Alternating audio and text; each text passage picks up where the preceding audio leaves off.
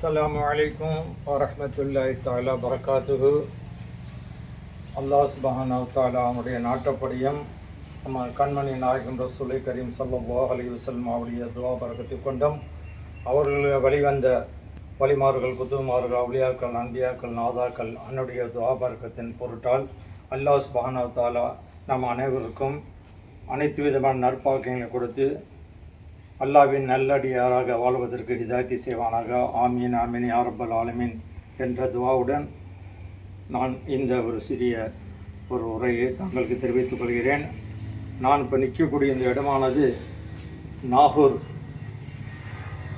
பெரிய எஜமான் ஷாவுல் செய்து அப்துல் காதிர் ஷாவுல் அஹமீது பாதுஷா நாயகத்துடைய சிறப்புக்குரிய உரை சம்பந்தி, அதாவது நாகூர் எஜமானுடைய உரை மகனார் செய்து முகமது யூசுப் சாஹிப் தாதா அவங்களுடைய மாமனார் மாமியார் நாகூர் பெரியஜமானுடைய மருமகள் செய்து சுல்தான் பிபி அம்மாவுடைய தாய் தந்தையர் அதற்கு செய்து ஹாஜா மோதும் செய்தா பிபி ஃபாத்திமா ஹுசைன் அடையக்கூடிய புனித அடக்கஸ்தலம்.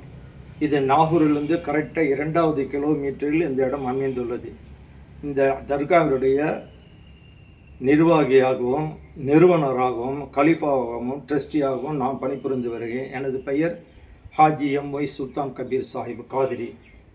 இந்த விபரத்தை நான் இன்று சொல்வதற்கு காரணம், இன்று 20/5/2026 புதன்கிழமை இன்று நாகூர் எஜமானுடைய மகனார், அதாவது இவங்களுடைய மருமகனார் செய்து முகமது யூசுப் சாஹிப் என்னும் சின்ன எஜமானுடைய வருடாந்திர உருசு நடந்து கொண்டிருக்கிறது. இன்று மாலை சிறப்புக்குரிய சந்தன பூச நிகழ்ச்சி நடைபெற உள்ளது.